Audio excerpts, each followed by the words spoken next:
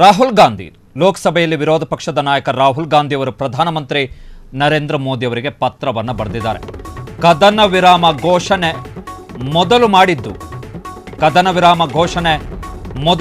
ಮೊದಲು ಕದನ ವಿರಾಮವನ್ನು ಘೋಷಣೆ ಮಾಡಿದ್ದು ಅಮೆರಿಕ. ಪ್ರಧಾನಮಂತ್ರಿ ನರೇಂದ್ರ ಮೋದಿ ಅವರಿಗೆ ಬರೆದ ಪತ್ರದಲ್ಲಿ ರಾಹುಲ್ ಗಾಂಧಿ ಅವರು ಈ ಅಂಶವನ್ನು ಉಲ್ಲೇಖ ಮಾಡಿದ್ದಾರೆ. ಪಹಲ್ಗಾಮ್ ಮೇಲಿನ ದಾಳಿ, ಸಿಂಧೂರ ಕಾರ್ಯಾಚರಣೆ ಅಥವಾ ಆಪರೇಷನ್ ಸಿಂಧೂರ, ಪಾಕಿಸ್ತಾನದೊಂದಿಗಿನ ಸಂಘರ್ಷ ಮತ್ತು ಆ ಬಳಿಕ ಕದನ ವಿರಾಮ ಘೋಷಣೆಯ ಬಗ್ಗೆ ಸುದೀರ್ಘ ಚರ್ಚೆಗೆ ವಿಶೇಷ ಅಧಿವೇಶನವನ್ನು ಕರೆಯಿರಿ ಅಂತೇಳಿ ಲೋಕಸಭೆಯಲ್ಲಿ ವಿರೋಧ ಪಕ್ಷದ ನಾಯಕರಾಗಿರುವ ರಾಹುಲ್ ಗಾಂಧಿ ಅವರು ಪ್ರಧಾನಮಂತ್ರಿ ನರೇಂದ್ರ ಮೋದಿ ಅವರಿಗೆ ಪತ್ರವನ್ನು ಬರೆದಿದ್ದಾರೆ. ಸಂಸತ್ತಿನ ವಿಶೇಷ ಅಧಿವೇಶನವನ್ನು ಕರೆಯುವಂತೆ ಎಲ್ಲ ಪಕ್ಷಗಳ ಪರವಾಗಿ ಮನವಿ ಮಾಡ್ತಾ ಇದ್ದೇನೆ ಎರಡನೆಯ ಬಾರಿಗೆ ಎನ್ನುವಂಥ ಅಂಶವನ್ನು ರಾಹುಲ್ ಗಾಂಧಿ ಅವರು ಪತ್ರದಲ್ಲಿ ಉಲ್ಲೇಖ ಮಾಡಿದ್ದಾರೆ. ವೆರಿ ಇಂಪಾರ್ಟೆಂಟ್ ಅಂಶ. ರಾಜ್ಯಸಭೆಯಲ್ಲಿ ವಿರೋಧ ಪಕ್ಷದ ನಾಯಕರು ಆಗಿರುವಂತಹ ಮಲ್ಲಿಕಾರ್ಜುನ ಖರ್ಗೆ ಅವರು ಕೂಡ ಪ್ರಧಾನಮಂತ್ರಿ ನರೇಂದ್ರ ಮೋದಿ ಅವರಿಗೆ ಪತ್ರವನ್ನು ಬರೆದಿದ್ದಾರೆ.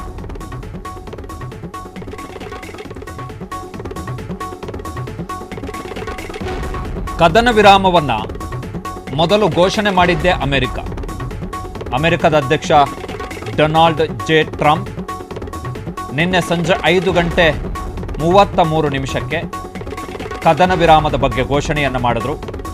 5:32 ಅಮೆರಿಕದ ಉಪಾಧ್ಯಕ್ಷ ಜೆ.ಡಿ. ವ್ಯಾನ್ಸ್ ಅವರು ಕದನ ವಿರಾಮದ ಬಗ್ಗೆ ಘೋಷಣೆಯನ್ನು ಮಾಡಿದ್ರು. ಅದಾದ ಬಳಿಕ ಅಮೆರಿಕದ ವಿದೇಶಾಂಗ ಕಾರ್ಯದರ್ಶಿ ಮತ್ತು ಅಮೆರಿಕದ ರಾಷ್ಟ್ರೀಯ ಭದ್ರತಾ ಸಲಹೆಗಾರ ಮಾರ್ಕೋ ರೂಬಿಯೋ ಕೂಡ ಕದನ ವಿರಾಮದ ಬಗ್ಗೆ ಘೋಷಣೆಯನ್ನು ಮಾಡಿದ್ರು. ಅದಾದ ಬಳಿಕ ಸಂಜೆ 6 ಭಾರತದ ವಿದೇಶಾಂಗ ಸಚಿವಾಲಯದ ಕಾರ್ಯದರ್ಶಿ ವಿಕ್ರಮ್ ಮಿಸ್ರಿ ಕದನ ವಿರಾಮದ ಬಗ್ಗೆ ಘೋಷಣೆಯನ್ನು ಮಾಡಿದ್ರು. ಅದಾದ ಬಳಿಕ ಸಂಜೆ 6:18 ವಿದೇಶಾಂಗ ಸಚಿವ ಎಸ್ ಜಯಶಂಕರ್ ಕದನ ವಿರಾಮದ ಬಗ್ಗೆ ಘೋಷಣೆಯನ್ನು ಮಾಡಿದ್ರು. ಸೊ ಇಡೀ ದೇಶಕ್ಕೆ ಭಾರತ ಮತ್ತು ಪಾಕಿಸ್ತಾನ ಕದನ ವಿರಾಮವನ್ನು ಘೋಷಣೆ ಮಾಡಿಕೊಂಡಿವೆ 5 ಅಂತೇಳಿ ಗೊತ್ತಾಗಿದ್ದೆ ಅಮೆರಿಕದ ಅಧ್ಯಕ್ಷರ ಟ್ವೀಟ್ನಿಂದ.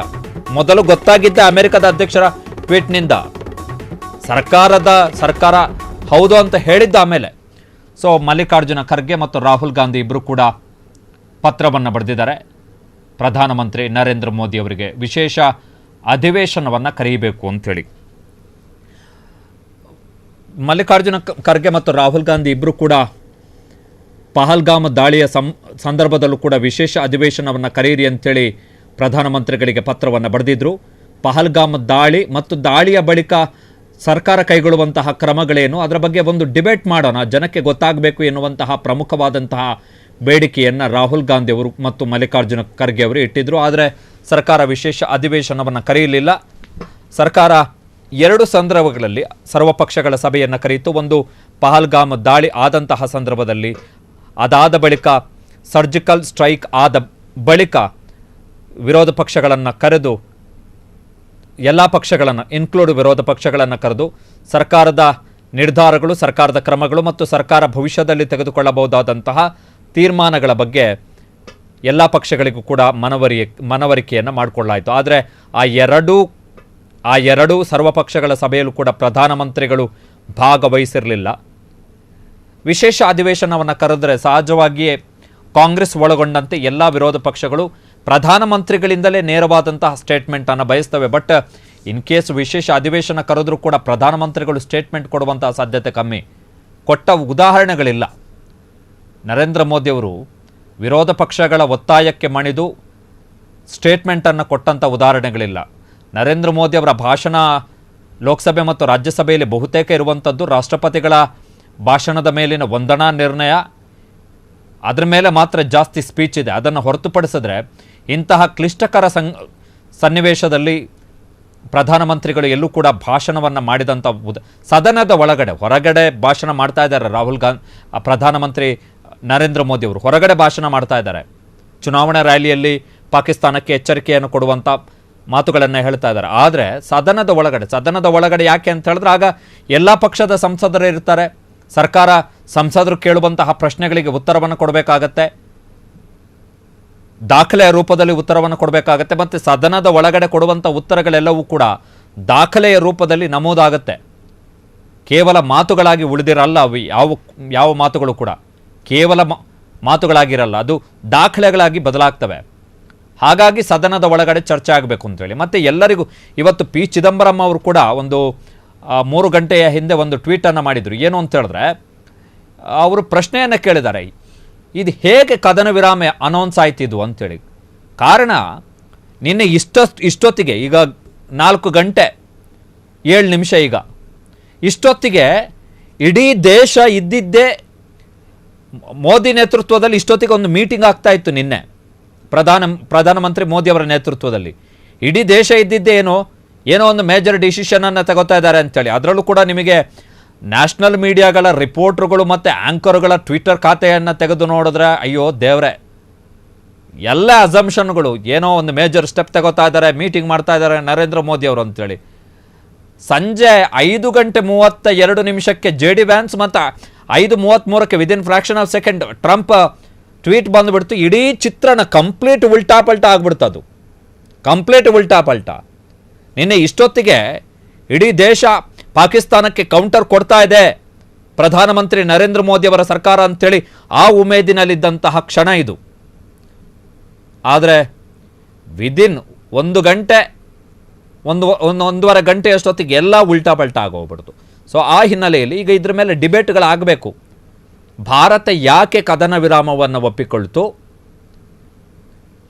ಅಮೆರಿಕ ಪರ್ಸ್ಯೂ ಮಾಡಿದ್ದೇನಕ್ಕೆ, ಭಾರತ 48 ಗಂಟೆಗಳ ಡಿಸ್ಕಷನ್ನ ಸಂದರ್ಭದಲ್ಲಿ ಪ್ರಧಾನಮಂತ್ರಿಗಳು ಅಮೆರಿಕಕ್ಕೆ ಏನು ಹೇಳಿದ್ರು, ವಿದೇಶಾಂಗ ಸಚಿವರು ಏನು ಹೇಳಿದ್ರು,